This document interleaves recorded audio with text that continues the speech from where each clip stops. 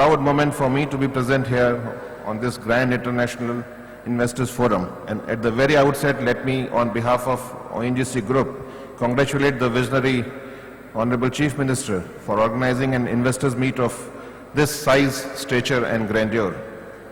Ladies and gentlemen, it's been an excellent experience for ONGC Group as far as investing and doing business in this progressive state of Karnataka is concerned.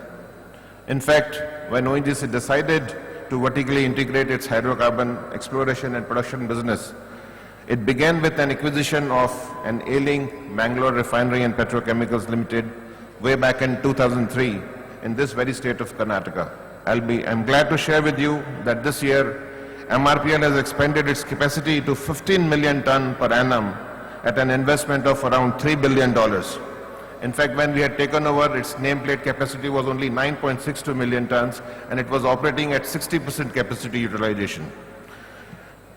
Earlier this morning, we have also signed an MOU with the government of Karnataka for an investment of over $1.7 billion or 8,500 crores to further expand the MRPL capacity from 15 million to 21 million tons per annum and also for production of linear alkyl benzene.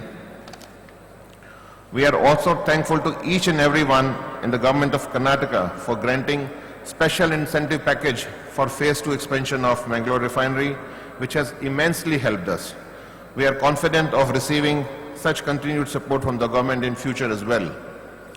We have also ventured into naphtha cracker project, extending our reach to downstream petrochemicals and aromatic domain and are creating an appropriate vehicle with a large tract of developed land and support infrastructure, the Mangalore SEZ, to house several immediate and downstream industries in the petchem business.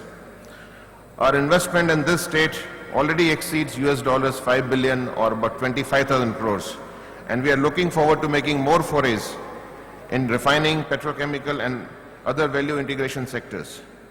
Under the very able leadership of Honorable Chief Minister, Karnataka offers an excellent potential for industrial development in view of its easy access to international markets and close proximity to low-cost feedstock sources in the Gulf, efficient deep draft Mangalore port, supportive government policies, large demand-supply gap of chemicals in the southern region, and strong technical manpower base of Mangalore.